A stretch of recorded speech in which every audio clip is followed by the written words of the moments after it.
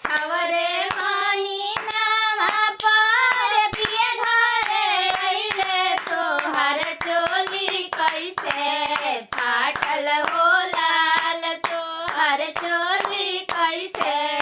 फाटल हो लाल